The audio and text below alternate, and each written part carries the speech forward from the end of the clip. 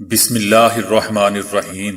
السلام علیکم دوستو، دنیا بھر کی خبروں میں آج آپ سنیں گے کہ مہاراشٹر کے شہر اورنگ آباد میں مال گاڑی نے 17 مزدوروں کی جان لے لی۔ شہزادہ ہیری اور اہلیہ کی کیلیفورنیا کے انتہائی امیر علاقے میں رہائش۔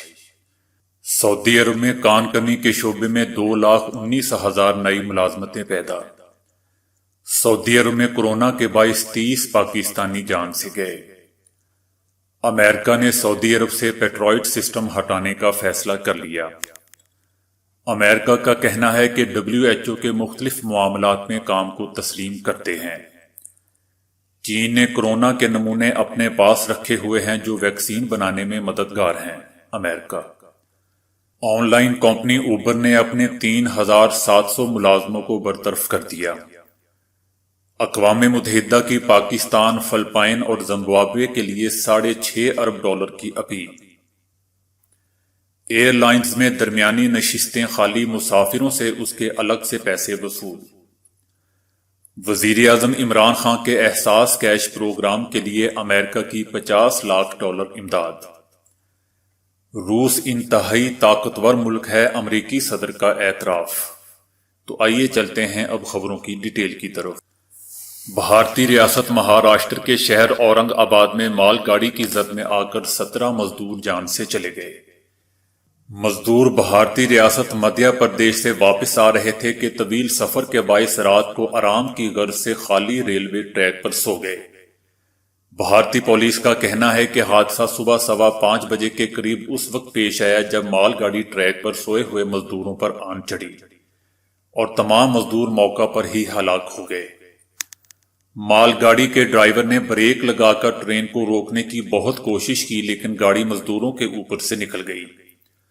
بھارتی وزیر اعظم نریندر مودی نے اپنے بیان میں واقعے پر افسوس کا اظہار کرتے ہوئے کہا ہے کہ وزیر ریلوے خود صورتحال کو مانیٹر کر رہے ہیں۔ یہ محنت کش مزدور ایک سٹیل کمپنی کے لیے کام کرتے تھے اور کورونا لاک ڈاؤن کے سبب کام سے محروم ہو گئے تھے۔ مزدوروں کا تعلق مہاراشٹر سے منسلک ریاست مدھیہ پردیش سے تھا اور وہ ٹرانسپورٹ بندش کے سبب پیدل ہی اپنے علاقوں کو جا رہے تھے۔ سفر کی تھکان سے نڈال مزدور ریلوے ٹریک پر یہ سوچ کر سو گئے کہ لاک ڈاؤن کے باعث ٹرینوں کی آمد و رفت تو بند ہے۔ ان بیچاروں کو کیا معلوم تھا کہ پابندی تو صرف مسافر ٹرینوں پر ہے، نہ کہ مال گاڑیوں پر۔ برطانوی شاہی خاندان سے سبکدوش ہونے والے شہزادے ہیری اور ان کی اہلیہ نے کیلیفورنیا کے انتہائی امیر علاقے بیورلی ہلز میں واقع ہالی ووڈ اداکار اور پروڈیوسر ٹائلز پیری کے محل نما گھر میں رہائش اختیار کر لی ہے اور اسی گھر میں اپنے بیٹے آرچی کی پہلی سالگرہ بھی منائی گئی۔ اس محل نما گھر کی مالیت $18 ملین ہے جبکہ یہ گھر 22 ایکڑ پر محیط اور 8 کمروں پر مشتمل ہے۔ ہیری کو اس سے پہلے کبھی بھی ٹائلر پیری کے ساتھ نہیں دیکھا گیا تھا۔ سعودی عرب میں کان کنی کے شعبے میں لاکھوں ملازمتیں پیدا ہونے والی ہیں۔ کان کنی کی صنعت سے 2020 سے 2030 کے دوران 2,19,000 نئی ملازمتیں پیدا ہوں گی اور ملک کی مجموعی قومی پیداوار GDP میں $240 ارب 64 ارب کا اضافہ ہوگا۔ سعودی عرب کان کنی پر 1 مربع کلومیٹر رقبے پر عالمی اخراجات کے مقابلے میں 1/4 سے بھی کم خرچ کر رہا ہے۔ کان کنی کے شعبہ کو مسلسل ترقی دی جا رہی ہے۔ یہ پیٹرولیم اور پیٹرو کیمیکل کی صنعتوں کے بعد سعودی معیشت کا تیسرا بڑا ستون بن جائے گا۔ سعودی عرب میں کورونا کی وبا کے باعث اب تک 30 پاکستانی جاں بحق ہو چکے ہیں۔ سعودی عرب میں کورونا کی وجہ سے 150 پاکستانی متاثر ہوئے ہیں، جن میں سے 30 افراد جاں بحق ہو چکے ہیں۔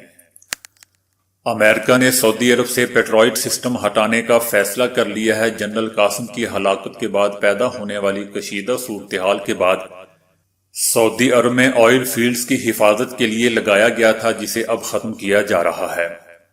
عرب میڈیا کا بتانا ہے کہ اس کو ہٹانے کا عمل جاری ہے اور اس بات کو اس سے پہلے کبھی منظر عام پر نہیں لایا گیا۔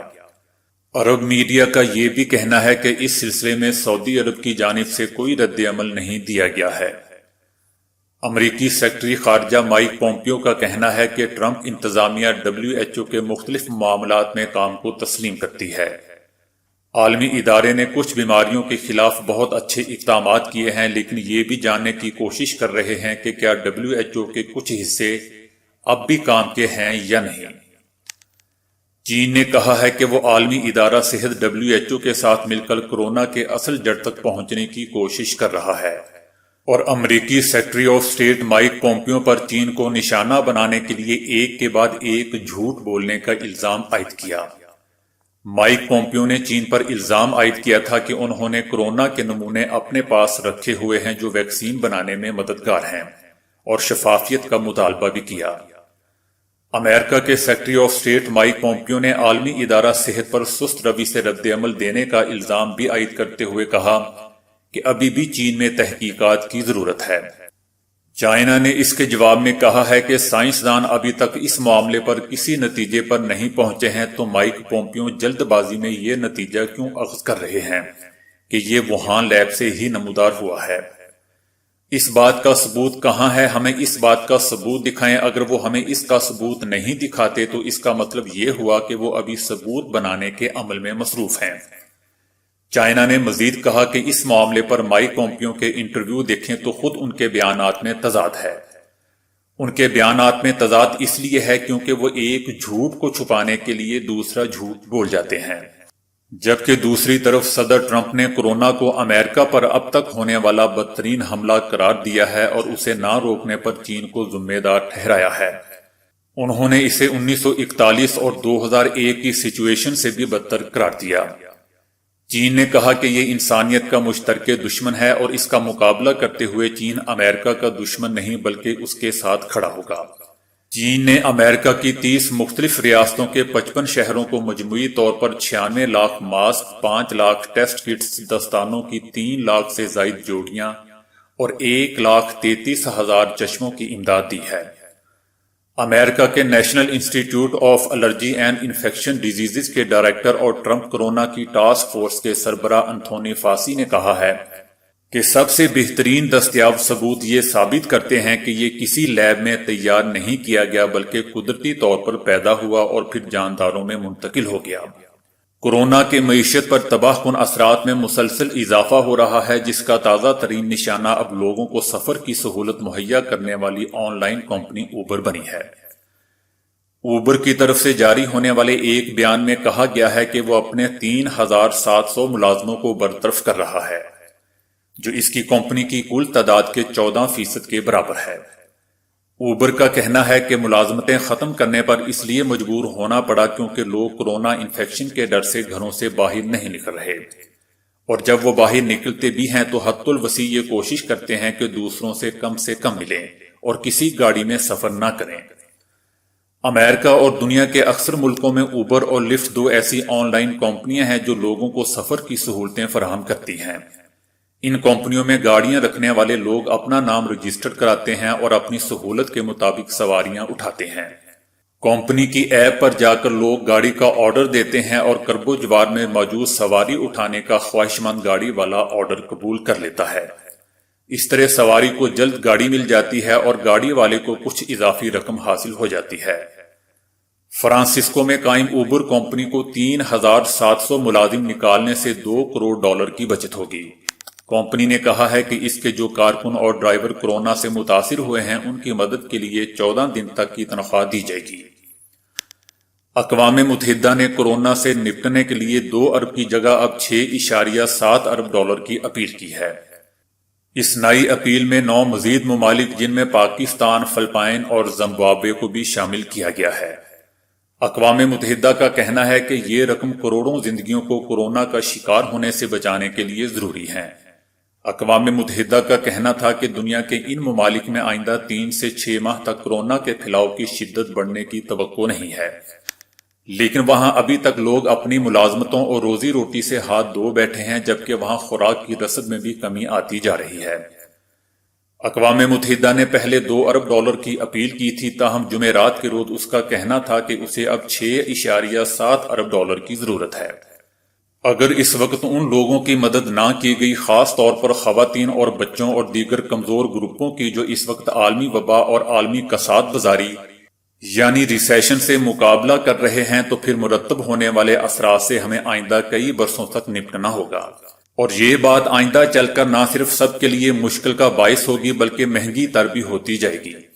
صحت کے امور سے متعلق دفتر کا کہنا ہے کہ اگر پابندیوں کو جلد اٹھا لیا گیا تو پھر اس سے پھیلنے والی وبا زیادہ شدت سے لوٹ سکتی ہے۔ نیو یارک کی کولمبیا یونیورسٹی کے ڈاکٹر آئن کا کہنا ہے کہ ہم ایک ایسا خطرہ مول رہے ہیں جس کے اثرات ناقابل برداشت ہو سکتے ہیں۔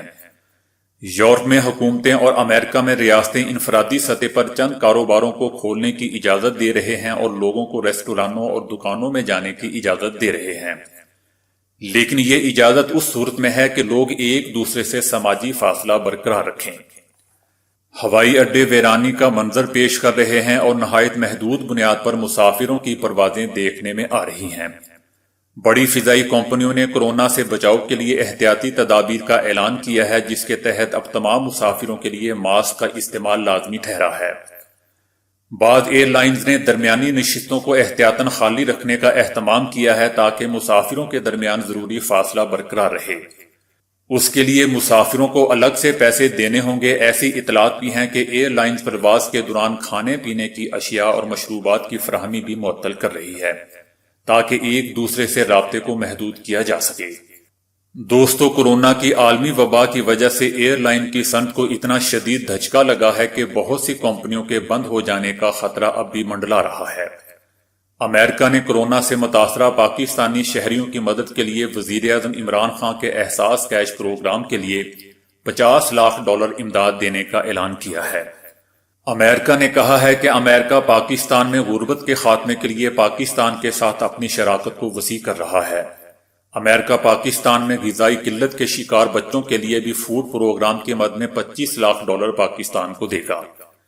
امریکہ نے کورونا کے تناظر میں پاکستان کو امداد کے لیے ترجیحی ملک قرار دیتے ہوئے مجموعی طور پر $1.50 لاکھ کی امداد کا ارادہ کیا ہوا ہے۔ امریکی صدر نے وائٹ ہاؤس میں میڈیا بریفنگ کے دوران روس کو ایک بہت ہی اہم اور سب سے زیادہ طاقتور قوم قرار دیا اور کہا کہ روس اور امریکہ کیوں ایک دوسرے کے ساتھ معاملات ٹھیک نہیں کر سکتے۔ روس انتہائی طاقتور ملک ہے۔ امریکی صدر ٹرمپ کا کہنا ہے کہ انہوں نے روسی صدر پیوٹن کو فون پر کہا ہے کہ روس دھوکے بازی چھوڑ دے اور دوستی کے تعلقات کو بہتر بنانے کے لیے آگے بڑھے۔ انہوں نے کہا کہ روس کی انہی حرکتوں نے امریکہ کے لیے روس سے تعلقات اور دوستی کو بہت مشکل بنا دیا ہے۔ انہوں نے کہا کہ اس کے بارے میں بھی میں نے روسی صدر کے ساتھ تبادلہ خیال کیا۔ ٹرمپ نے بتایا کہ انہوں نے پیوٹن سے کہا کہ یہ دو طرفہ تعلقات کی بحالی کے لیے بہت ہی مناسب وقت ہے۔ تو دوستو، آج کے لیے اتنا ہی۔ ویڈیو کو لائک اور شیئر کرنے کا بہت بہت شکریہ۔